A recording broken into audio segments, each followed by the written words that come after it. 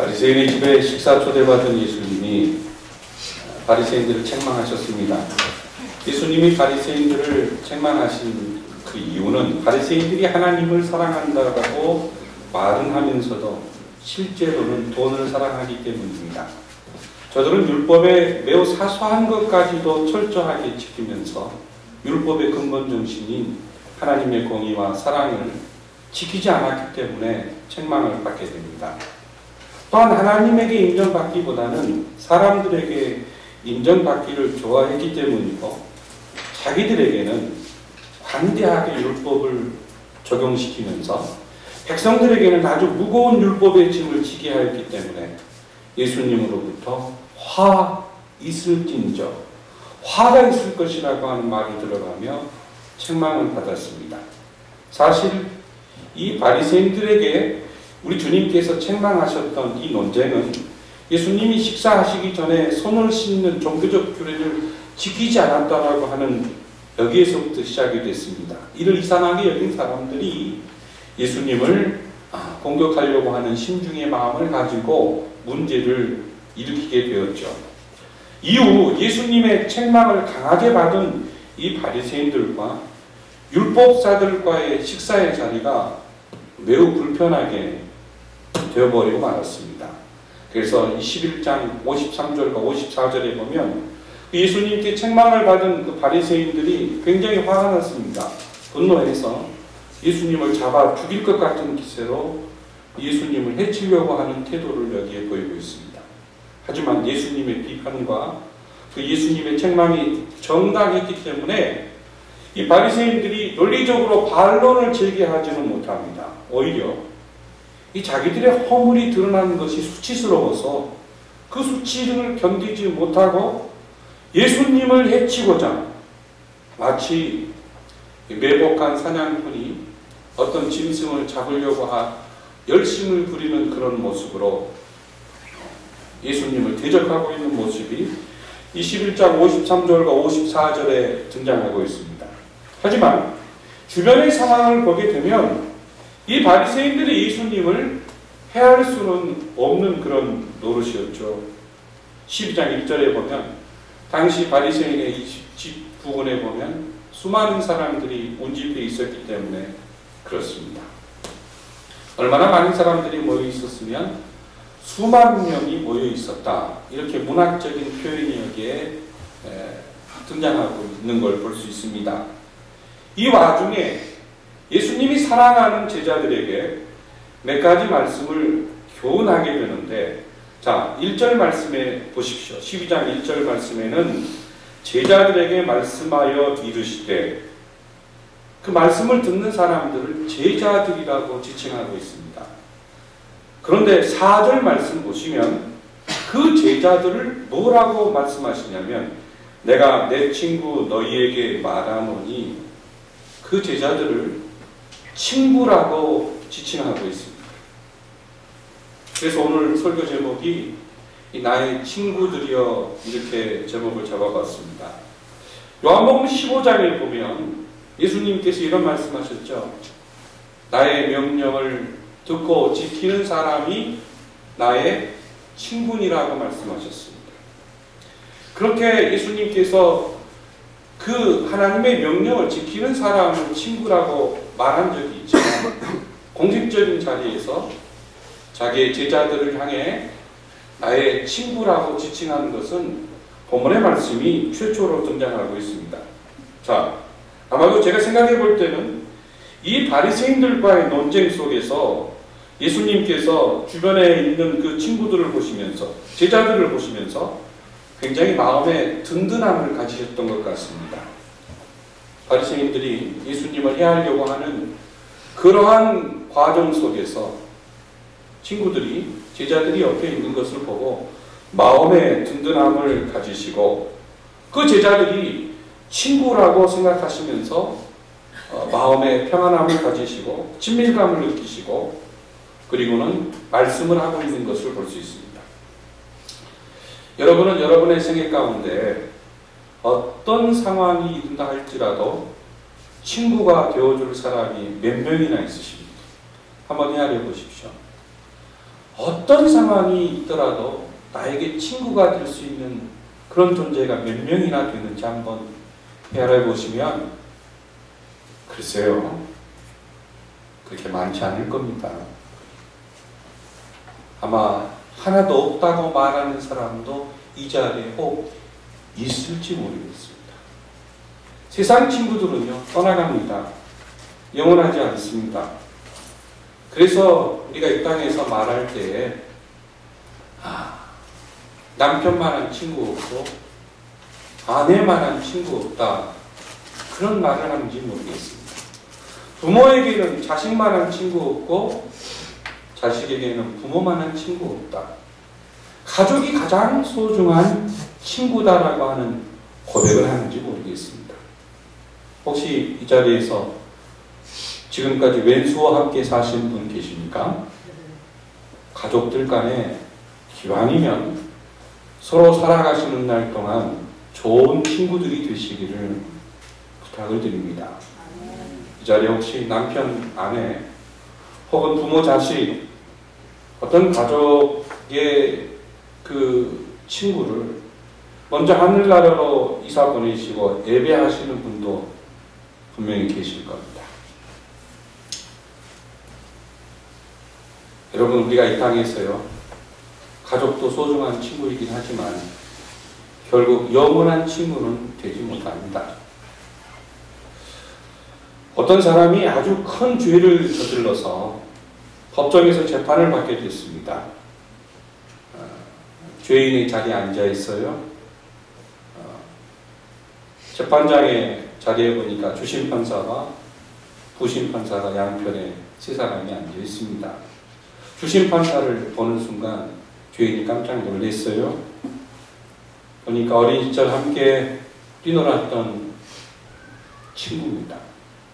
친구는 주심판사의 자리에 앉아 있고 자기는 지금 죄인의 자리에 서 있습니다. 재판의 심리가 진행이 됐습니다. 증인이 와서 이 죄인에 대한 죄에 대해서 증언을 하게 됐습니다. 그리고 주심판사가 부심판사와 의논을 한 나머지 선고를 앞두는 그런 때가 되었습니다. 그동안 방청객들은 주심판사와 이 죄를 지은 사람이 친구라고 하는 사실을 알게 됐습니다. 그래서 법정에 있는 사람들은 과연 저 판사가 죄인에 대해서 어떻게 선고할 것인가 궁금증을 갖게 됐어요. 이 사람이 중보를 내릴 것인가 아니면 가볍게 선고할 것인가. 법정 안에 있는 사람들이 조용히 선고를 기다립니다. 판사가 선고를 내리는데 그가 선고한 판결은 법이 정한 가장 중한 판결을 내리고 말았습니다. 이 죄수가 도저히 갚을 수 없는 아주 많은 벌금형이었습니다. 이제 이 죄수는 벌금을 내든지 아니면 감옥에 가게 되는 그런 상황에 빠지게 됐습니다. 이때 방청객들이 깜짝 놀랐어요. 아니, 어떻게 친구를 재판하는 저 사람이 가혹하게 형벌을 가할 수 있단 말인가? 정의롭긴 하지만 좀 인정적으로 볼 때는 너무 가혹하다는 생각이 들었습니다. 어떻게 친구에게 저렇게 할 수 있을까? 그렇지만 잠시 후에 이 법정에서 볼 수 없는 일이 생겨나고 말았습니다. 이 주심판사가 자기 자리에서 내려와 죄수가 있는 곳으로 가서 손을 내밀었습니다. 그리고 그 죄인의 손을 잡고는 이렇게 말합니다. 여보게 그동안 고생했구나. 그동안 고생했네. 내가 자네 그 벌금을 대신 물어주겠네. 내가 자네의 벌금을 대신 물어주겠네. 법관은 사회의 정의를 한편으로는 이루었고 한편으로는 친구와의 우정과 사랑을 지켰습니다. 자, 이 이야기는 십자가에서 예수 그리스도께서 우리를 위하여 죽으신 사건을 대변하는 예화라고 생각이 됩니다. 예수님께서 십자가의 죽으심으로 하나님의 공의를 충족시키셨고 예수님께서 죽으심으로 죄인들을 사랑하는 사랑을 또한 우리에게 보이셨습니다. 하나님의 정의, 하나님의 공의는 죄인은 죄값을 치르고 죽어야 한다는 것이었습니다. 예수님이 십자가에 죽으심으로 하나님의 공의를 충족시키셨으며 또한 그의 백성들을 사랑하는 사건이 하나님의 아들 예수 그리스도께서 십자가에서 죽으신 그 죽음의 사건입니다. 그 주님 그리스도께서 사랑하는 제자들을 친구로 부르시고 계시면서 이 친구들에게 한 4가지의 말씀을 간구하고 있습니다. 저는 이 아침에 나의 친구들이여 예수님께서 그의 제자들에게 간구한 4가지의 말씀을 본문을 통해 함께 살펴보려고 합니다. 첫 번째로 나의 친구들이여 바리새인들의 외식을 주의하라고 하는 말씀입니다. 여러분 1절 말씀 다 함께 공독하겠습니다. 그동안에 무리 수만 명이 모여 서로 밟힐 만큼 되었더니 예수께서 먼저 제자들에게 말씀하여 이르시되 바리새인들의 노릇 곧 외식을 주의하라. 바리새인들의 외식을 주의하라. 이 외식이라고 하는 말은요, 연극이라고 하는 말과 똑같습니다. 외식과 연극은 똑같은 거예요. 우리 집에 가족들이 있잖아요. 내 아내와 남편이 있잖아요.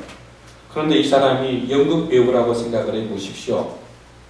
그게 등장하게 됐을 때 내 진짜 아내와 내 남편이 아닌데도 내 자식이 아닌데도 그 사람이 내 남편인 것처럼 내 아내인 것처럼 여보, 자기야, 아들아, 딸아, 어머니, 아버지하고 연기하는 것입니다. 그건 사실이 아닙니다. 꿈인 거지요. 이 땅에서는 실패한 인생이 드라마에서는 성공한 인생으로 둔갑해서 등장해서 연기합니다. 하나님의 교회에서는 믿음이 좋은 것처럼 보이는데 실제적으로는 믿음이 전혀 없는 그런 사람으로 사는 것. 이게 바로 외식이고 연극입니다. 자, 예수님께서 지금 바리새인들의 외식을 주의하라. 지난 주일에 책망받은 그 바리새인들의 모습을 통해 우리가 자세히 살펴보았기 때문에 그 내용은 언급하지 아니하여도 여러분이 이해하리라고 생각이 됩니다.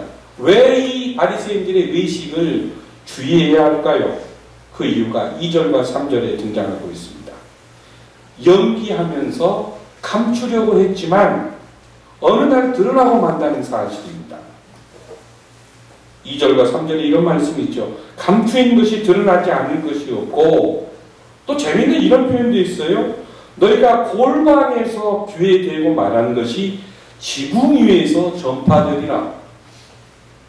골방에서 귀에 대고 속닥속닥 얘기했던 것이 어느 날 갑자기 지붕 위에서 큰 소리로 얘기하게 되는 날이 오게 될 것이다 하는 말씀입니다. 이 말씀의 내용은 당시 유대인들의 역사를 이해하면 훨씬 더 이해하기 쉽습니다. 유대인들이 바벨론 포로로 잡혀가게 됐을 때 전 세계를 유랑하고 떠돌던 유대인들이 어느 동네에 가게 되면 언론의 자유가 없어요. 함부로 말하지 못합니다. 핍박이 예상되니까. 그때에 랍비가 핍박이 있는 동네에서 유대인들에게 어떤 의사를 전달하게 될 때에 귀에다 대고 히브리 말로 조용히 한 사람만 알아들을 수 있도록 얘기를 합니다. 귀에다 대고 살짝 얘기해요. 남들은 못 알아듣죠. 비밀스러운 얘기죠. 그것이 한 사람 한 사람 전달돼요. 그러다가 어느 순간에 히브리 말을 알아듣지 못하는 2세대 유대인들도 있을 거 아니에요. 그러면은 그들을 위해서는 난 속닥되었던 그 귓속말로 했던 그 말이 통역관을 통해 그 2세 동포들에게 해석이 되어서 전달되었습니다. 하나도 의미가 전달되지 못하는 것이 없이 제대로 다 전달되었던 거예요. 바로 그것을 우리 주님께서 인용하면서 그때도 정확하게 전달됐는데 이제 지붕 위에서 큰 소리로 외치게 되면 얼마나 자세히 잘 전달될 것이냐 하는 것을 말씀하시면서 바리새인의 외식이 어느 날 드러나게 될 것이다. 이렇게 말씀하고 있습니다. 오늘 저와 여러분은 정말 무서운 시대에 살고 있습니다. 단 하루 만에 전 지구촌의 여론을 흔들어 버릴 수 있는 그런 중심에 저도 서 있고 여러분도 서 있습니다. 무슨 말씀이냐면 SNS라고 하는 것을 통해 중대한 사항, 전 세상에서 아무도 알 수 없는 나 혼자만 알고 있는 진실, 진리가 있다고 해보십시오. 그것을 여러분이 거기에 딱 날렸어요. 이것은 전 세계 수십억의 사람들이 궁금증으로 갖고 있던, 궁금해하고 있던 어떤 진실에 대한 그러한 열망함이 있는 그런 내용이었다고 생각해 보십시오. 24시간 안에 전 지구촌에 퍼져버립니다. 얼마나 무서운 시대에 우리가 살고 있는지 모릅니다. 그래서 2000년 전에 예수님께서 이렇게 말씀하셨던 이 내용이 21세기에서 얼마나 더 파괴적으로 우리에게 적용이 되는지 저는 이 말씀 묵상하면서 진실은 드러나고야 만다 하는 사실이죠. 아무리 진실을 감추려 하지만 진실은 드러날 수밖에 없다는 거예요. 그리고 외식은 또한 그것도 드러날 수밖에 없다는 사실입니다. 지나간 우리의 역사를 돌아보면 매국노가 애국자가 되고 애국자가 매국노가 되는 경우가 종종 있었습니다. 30년 전에는 도저히 이 사람은 빨갱이기 때문에 대한민국을 위해 봉사할 수 없다고 모든 언론이 도배를 했죠. 그리고 교육을 했습니다. 그런데 그런 사람이 대통령이 실제로 되었습니다. 우리나라 경제 발전을 위해 60년, 70년도에 헌신적인 노력과 공을 세웠다고 수많은 사람들에게 칭찬을 받고 현재 60대, 70대, 80대 어른들로부터 근모의 대상이던 어떤 대통령은 그가 일본 사관학교를 나와 일본군 장교로 근무하며 독립운동하는 독립군을 잡아들이는 일을 하였다는 아이러니한 그런 이야기도 지금 돌고 있습니다. 아무리 총과 칼로 진실을 숨기려고 해도 진실은 결코 감추어지지 않는 것입니다. 아무리 무력으로 바리새인들의 그 외식, 바리새인들이 예수 그리스도를 폭력적으로 대항하고 예수님을 공격하며 해치며 진실을 감추려고 할지라도 그들의 외식과 예수님의 진실은 감출 수 없다고 하는 사실. 지금 예수님은 바리새인들의 외식을 주의하라고 사랑하는 친구들에게 첫 번째 말씀하고 있습니다. 그리고 두 번째로 사랑하는 친구들에게 예수님은 이렇게 말씀하십니다. 두려워할 자를 두려워하라. 두려워할 자를 두려워하라.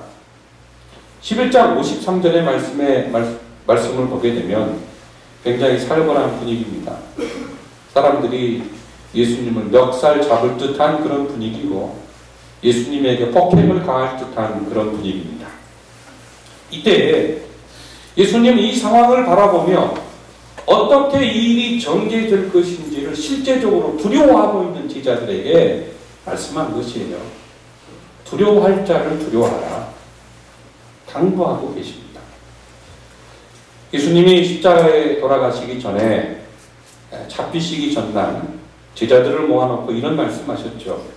오늘 밤에 너희가 다 나를 버릴 것이다. 그때 베드로가 말합니다. 다 선생님을 버릴지라도 저는 언제든지 선생님을 버리지 않겠습니다. 그때 예수님이 내가 볼 때에는 너는 오늘 닭 울기 전에 3번이나 나를 부인할 것이다. 주님이 예언하셨습니다. 그때 베드로가 말하죠. 선생님 절대 그런 일 없습니다. 제가 죽을지언정 저는 선생님을 배반하는 일 없을 겁니다. 그때 그 말을 듣고 있던 제자들도 저희들도 베드로와 함께 선생님 배반하는 일이 없을 겁니다. 하고 멋진 대답을 했습니다. 그런데요. 실제적으로 예수님이 잡히시던 날 밤에 제자들은 주님을 다 떠났습니다. 닭 울기 전에 내가 나를 3번 부인할 것이다 하신 말씀 그대로 베드로가 주님을 부인했습니다. 닭이 울었을 때 베드로가 이 말씀이 생각이 나서 심히 통곡하였습니다. 베드로가 왜 예수님을 부인하였습니까? 그것은 당면한 위기를 모면하기 위해서였습니다. 잡히면 자기도 위기를 맞이할 수 있다라고 하는 두려움 때문이었습니다. 그는 그 당시 하나님을 두려워하는 것보다 사람을 두려워했습니다. 그래서 오늘 본문의 말씀은 이렇게 말씀하고 있습니다. 4절과 5절 말씀 보십시오. 4절, 5절 다 같이 읽어보겠습니다. 내가 내 친구 너희에게 말하노니 몸을 죽이고 그 외에는 능히 더 못하는 자들을 두려워하지 말라. 마땅히 두려워할 자를 내가 너희에게 보이리니 곧 죽인 후에 또한 지옥에 던져 있는 권세에 있는 그를 두려워하라. 내가 참으로 너희에게 이르노니 그를 두려워하라.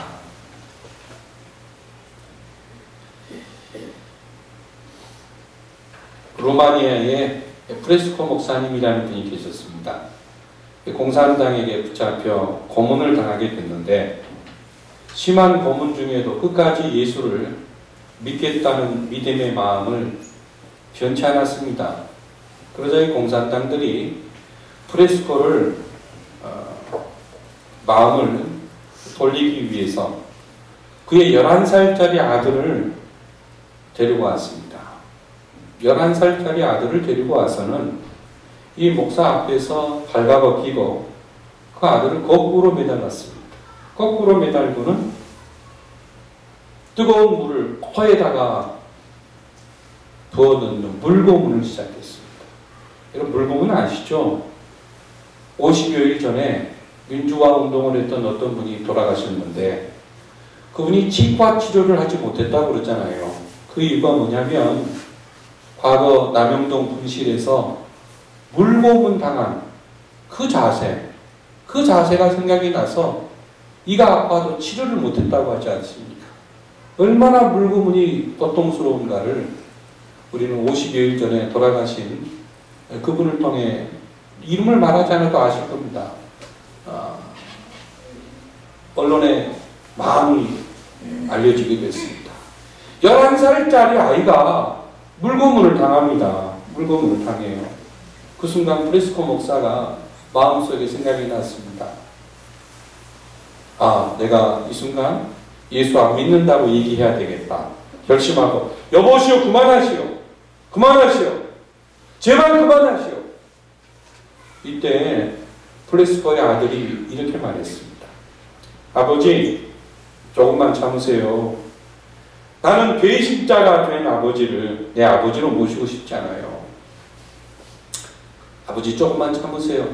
나는 배신자가 된 아버지를 내 아버지로 모시고 싶지 않아요.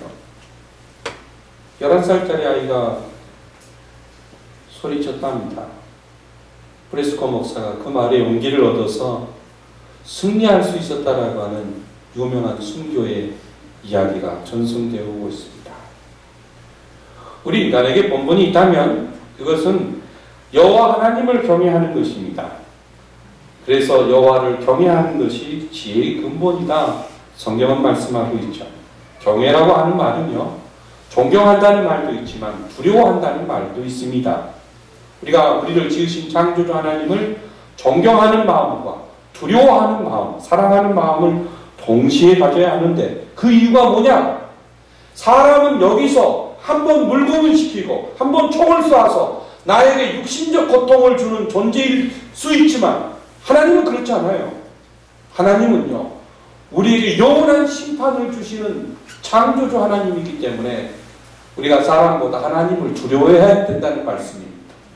그래서 성경은 이렇게 말씀하고 있죠. 히브리서 9장 27절에 보면 무서운 말씀이 있어요. 한 번 죽는 것은 사람에게 정한 것이요 그 후에는 심판이 있을 것입니다. 고린도후서 5장 9절과 10절에도 이런 말씀이 있잖아요. 우리가 반드시 그리스도의 심판대 앞에 나타나게 되어 각각 선악간에 그 몸으로 행한 것을 따라 받으려 합니다. 하나님의 심판이 있다는 것 아닙니까? 그래서 우리 몸을 죽일 수 있는 사람을 두려워할 것이 아니라 우리가 죽은 다음에 우리를 영원한 심판으로 우리를 판단하시는 그 하나님을 두려워해야 된다는 말씀입니다. 사랑하는 친구들이요, 사람을 두려워할 것이 아니라 정말 하나님을 두려워하고 하나님을 바르게 섬겨야 할 것임을 예수님은 제자들에게 교훈해 주고 있습니다. 세 번째로요. 나의 친구들이요. 한번 따라서 하십시오. 하나님의 섭리를 이해하라. 다들 폐잔병 같아요. 여러분들 폐잔병이십니까? 폐잔병처럼 사시다가 그렇게 가셔야죠? 그죠? 다시 한번 따라서 해보세요. 하나님의 섭리를 이해하라. 하나님의 섭리를 이해하라. 하나님의 섭리를 이해하라. 친구들이요. 하나님의 섭리를 이해하라. 자, 하나님의 섭리를 이해하라 하시는 말씀을 하시면서 주님은 참새 이야기를 하고 있습니다. 참새. 참새가 당시에 여기 등장하고 있는 참새 두 마리가 한 아사리온에 팔리지 않느냐. 한 아사리온이라고 하는 이 그 다귀는 당시의 노동자가 하루 품삯이 1데나리온입니다. 1데나리온의 16분의 1에 해당하는 것이 아사리온입니다. 그러니까 얼마나 값어치 없는 거죠. 가치가 없는 겁니다. 가격도 떨어지고 별로 그렇게 가치가 없는 그런 존재가 바로 참새입니다. 어린 시절 참새 잡으려고 새총 만들었던 추억이 있는 분들은 잘 아실 겁니다. 저도 어린 시절에 참새를 잡으려고 교회 마당 뒤뜰에 있던 무궁화 있잖아요. 무궁화를 잘라서 Y자로 참새 그 새총을 만듭니다. 그리고는 당시 할머니들이 입었던 목베 바지 속에 들어갔던 노란 고무줄을 엮고 그 다음에 가죽을 이어가지고는 새총을 만들죠. 새총을 만들어서 당시 다녔던 교회가 담벼락이 개다리나무와 탱자나무로 되어 있었습니다. 지금 생각해보면 참 당시 사람들이 개발이라고 하는 이름으로 왜 그런 나무들을 다 잘라버렸는지 모르겠어요. 정말 그 100년 이상 된 그 예배당이고 100년 이상 된 예배당의 담벼락이 나무를 쫙 뜬 고풍스러운 모습이 지금도 머리에 이렇게 떠오르는데 그때 그 교회 이름이 강남구 신사동에 있었던 신사동 교회입니다. 제가 그 교회를 다녔어요. 그런데 그때 그 새총을 가지고 그 가시나무 밑에 개나리 나무 밑에 참새들이 엄청 많이 이렇게 논입니다. 그때 저희들이 이제 친구들과 같이 새총 가지고 새 잡으러 놀러 가게 되죠. 하루 종일 잡아도 한 마리도 못 잡을 때가 있어요. 하루 종일. 요즘에 그러니까 비비탄 총으로 쏘면은 애들이 더 잘 잡을 거예요. 새총으로 쏘니 이걸 잡겠습니까? 어떤 날은 2마리 잡고 어떤 날은 1마리 잡고 실컷 고생하고 어느 날 1마리도 못 잡고 집으로 오는데 터덜터덜 걸어 쏘는데 예배당에서 내려와서 오른쪽은 뭐였냐면 다 논바닥이었습니다. 전부 다 논이에요. 근데 추수가 끝난 다음에 그 논 한가운데 이런 벽단이 이렇게 있고 그리고는 이제 막 거기에 참새들도 굉장히 많이 논이는 그런 아주 오래된 그런 시절의 얘기입니다. 그런데요. 집을 가고 있는데 우리 집 바로 밑에 있던 그 MBC 수사반장에 자주 나왔던 그 아저씨 이름이 생각이 안 나는데 그분이 비료퓨대에 참새를 가득 잡아가지고 오는 겁니다. 참새를 가득 잡아가지고 오는데 어떻게 잡으셨어요? 물어봤더니 참새를 잡는 법이 있더구만요. 양쪽에 큰 나무를 이렇게 기둥을 2개 세워놓고 가운데에 또 버팀목 최소한 기둥 3개를 세워놓고 거기다가 그물을 딱 치는 거예요. 그물을 치고는 그물 앞에다가 그물 이런 식으로 치고는 그물 앞에다가 쌀과 새들이 좋아하는 곡식을 엄청 이렇게 뿌려놓습니다. 그리고는 그 벽 집단 뒤에 가서 숨어 있는 거예요. 숨어 있다가 새들이 그것을 먹으러 왔을 때 한 몇백 마리가 거기 딱 날라붙었을 때 갑자기 와! 하고 나가는 거예요. 그 새들이 놀래가지고 하다가 그냥 그물에 그냥 걸려가지고 한꺼번에 몇십 마리씩 잡았는데 자기가 한 30번만 하면 이 비료부대 가지고 잡는다. 얼마나 약이 오르는지 나는 새총 가지고 하루 종일 청소하는데도 한 마리도 못 잡는데 이 아저씨 한 30번 해가지고 몇백 마리씩 잡는다니. 그 당시 때야 뭐 소고기와 닭고기가 참 귀한 때라 이 새구이가 아주 맛있었습니다. 그렇지만 지금 참 새구이 누가 뭐 좋아합니까? 그냥 하찮은 고기죠. 하찮은 새입니다. 하나님께서는 하나님의 섭리를 지금 말씀하시면서 우리의 머리카락을 또한 여기서 얘기하고 있습니다. 우리 머리카락이 몇 개인지 하나님이 다 세신다고 말씀하고 있습니다. 우리 머리카락이 몇 개인지 세고 계신다. 여러분 머리카락이 몇 개인지 아십니까? 오늘 머리카락이 몇 개 빠졌는지 또 아시는지요? 저희 말씀 보면서 나도 나를 잘 모르는데 하나님은 나를 너무나도 잘 알고 계시구나. 우리 마음도 제대로 모르고 살 때가 언제나 얼마나 많습니까? 나도 나를 잘 모를 때가 많은데 하나님은 나를 알고 계신다니. 도대체 이 말씀 무슨 말씀일까요? 사랑하는 친구들이여, 하나님의 섭리를 이해하렴. 그 하나님의 섭리는 바로 이것이란다. 주님께서 참새보다 소중한 존재로 너희들을 여기신다는 말씀입니다. 우리를 아주 소중한 존재로 여기신다는 말씀이에요. 하나님은 예수님의 친구들을 굉장히 소중하게 여기신다는 사실을 제자들이 기억하라고 하는 말씀입니다. 오늘 이 시간 저와 여러분이 그리스도의 친구라고 하는 사실을 다시 한번 확인하게 됐습니다. 일상적인 삶 속에 어떤 무력감이 우리에게 찾아올 때 꼭 기억하십시오. 나는 소중한 존재야. 나는 소중한 존재야. 참새보다 소중한 존재인데 신비한 하나님의 섭리가 있는데 왜 내가 염려하고 걱정하지? 먼저 하나님의 뜻을 이루어지기를 원하는 믿음의 자세를 우리가 견지할 때에 소중한 우리를 하나님은 도와주시고 인도해 주시고 보호해 주신다는 사실, 신비한 하나님의 섭리가 우리 생애 가운데 분명히 전개되고 있다고 하는 사실을 여러분 확신하시기를 주의 이름으로 소원합니다. 나의 친구들이요, 하나님의 섭리를 믿으라, 그 말씀입니다. 그리고 네 번째로요, 8절부터 10절에 있는 말씀을 통해 나의 친구들이요, 어떤 상황 가운데서도 예수님을 시인하라고 말씀하고 있습니다. 박해와 어려움이 다가올지라도 예수님을 시인하라는 겁니다. 예수님을 인정하라는 겁니다. 예수님을 인정하라는 거예요. 우리가 어떤 어려움이 오게 되면 예수님 모른다고 할 때가 있잖아요. 그렇게 하지 말라는 겁니다. 예수님을 시인하라는 거예요. 어떤 상황이 오든지 간에. 로마서 10장 9절에 보게 되면 우리가 예수님을 주로 시인하며 또 하나님께서 그를 죽은 자 가운데서 살리신 것을 마음에 믿으면 구원을 얻을 것이다 말씀하고 있습니다. 시인하고 믿는 것이 함께 더불어 나타나고 있습니다. 사람이 마음으로 믿어 의에 이르고 입으로 시인하여 구원을 얻을 것이다 했습니다. 마음으로 믿는 것만이 다가 아니에요. 입으로 시인하는 것이 굉장히 중요합니다. 입으로 시인하는 것 중요해요.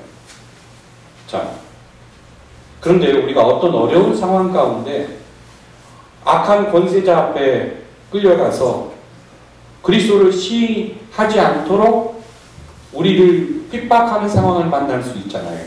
그때 우리가 어떻게 할 것인가? 그 염려하지 말라는 겁니다. 12절 말씀 보십시오. 12절 다 같이 봉독하겠습니다. 마땅히 할 말을 성령이 곧 그때 너희에게 가르치시리라 하시니라. 그때 마땅히 성령이 여러분들을 가르칠 것이다 말씀하고 있습니다. 어떤 어려운 상황이 우리에게 연출된다 할지라도 그리스도를 시인하는 것, 굉장히 중요한 예수님의 친구들의 모습이라고 하는 사실을 본문이 가르쳐주고 있습니다. 지금도 모슬렘권에서는 예수님을 시인한다는 것이 굉장히 어려운 일입니다.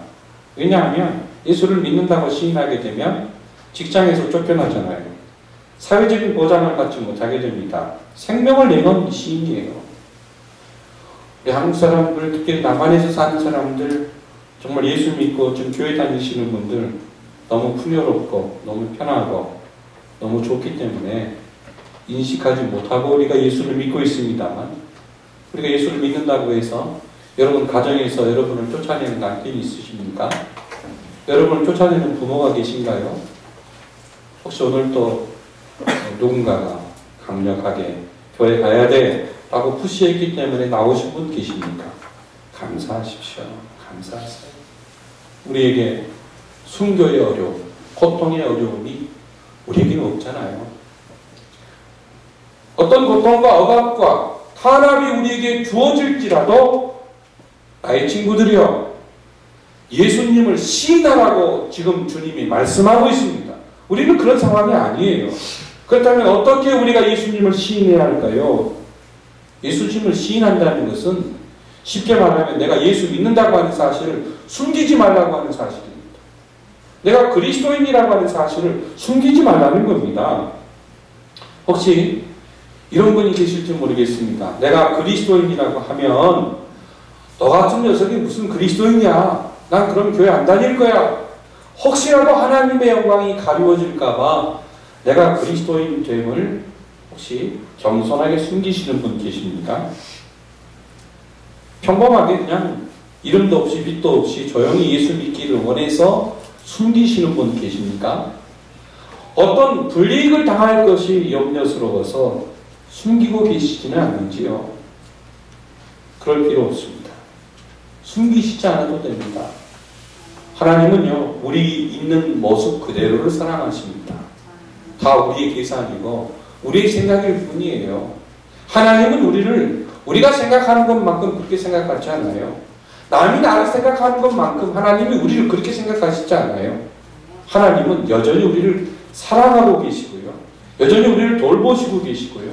우리 입으로 예수 그리스도를 시인한 이 믿음의 고백이 얼마나 위대한가를 우리의 생애 가운데 연출해 가시는 창조주 하나님이라는 사실을 기억하시기를 바랍니다.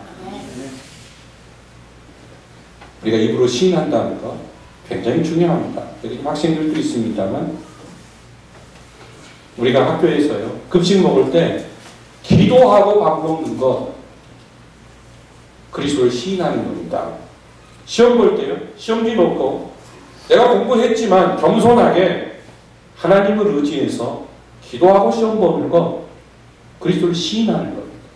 직장인들 직장 출근해서 책상에 앉아 오늘 조간신문부터 뒤적거리고 컴퓨터 불통부터 하는 것보다 그 자리에 앉아서 하나님께 먼저 기도하는 것 그리스도를 시인하는 겁니다. 여러분 직장 출근해서 맨 먼저 하는 게 뭡니까? 업무 파악하는 것부터 하세요? 아니면 컴퓨터 뷰팅부터 합니까? 조간을 먼저 보십니다. 앉아서 한 1분이라도 하나님 앞에 기도하고 하루의 삶을 시작하는 것. 그건 그리스도 시인하는 겁니다. 어려운 거 아니에요. 친구와 사귈 때도 내가 예수 믿는다고 하는 사실을 보이는 겁니다. 뇌물을 받을 때 나는 그리스도인이기 때문에 받을 수 없다고 분명히 거절하는 것 그리스도를 시인하는 겁니다. 불량 청탁을 거절하는 것 그리스도를 시인하는 거예요. 시장 가서 주부들 정말 꼭 기억해 주십시오. 교회 열심히 다닌다고 하는 분들 가운데 그런 모습을 나타내는 신앙인들을 볼 때마다 가슴이 미어집니다. 신호등 앞에서 밭에서 따온 호박 몇 개와 상추 얼마와 깻잎 몇 개를 넣고 1,000원, 2,000원 파시는 할머니 앞에서 그거 1, 200원 깎으려고 하는 사람들 그리스도 이름에 먹칠하는 겁니다. 좌판대에서 물건을 파는 분들에게 물건을 사실 때는요 주는 대로 국말 없이 사십시오. 그게 그리스도를 시인하는 거예요. 가게 없이 니아가에 아니면 트럭에 멸치 사세요 멸치 사세요 다니는 그 멸치 팔아서 생계를 유지하는 그분들 10,000원어치 멸치 사면서 한 주먹 집어서 갯밥에 올리는 천박한 사람들 그 그리스도를 부인하는 거예요. 주는 대로 받으세요. 우리가 그리스도를 시인한다는 것, 그게 아주 멀리 있는 것 결코 아닙니다. 그렇지 않습니까?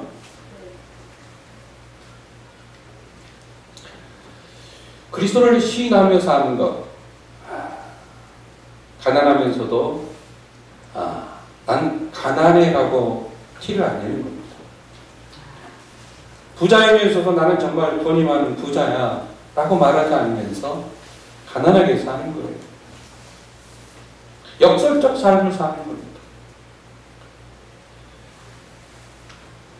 말씀의 결론입니다. 나의 친구들이요, 사랑하는 제자들에게 주님은 4가지를 부탁합니다. 첫째로 진실은 드러나기 때문에 바리새인들의 외식을 주의하십시오. 두 번째로 순간적으로 우리를 고통스럽게 만들 사람을 두려워하지 말고 영원한 심판을 주관하시는 하나님을 정말 두려워하십시오. 그리고 세 번째로 참새보다 소중한 우리를 향해 여전히 사랑하시고 인도하시고 보호하시는 하나님의 섭리를 붙잡으십시오. 그리고 네 번째로 언제 어느 상황이든지 예수님을 시인하십시오. 그러면 예수님이 친구들 여러분들을 인정하시고 여러분을 세워주실 것입니다. 그렇게 말씀하고 있습니다. 이 말씀 가슴에 새기시고 예수님의 친구로 사시는 저와 여러분이 되시기를 그리스도의 이름으로 소원합니다.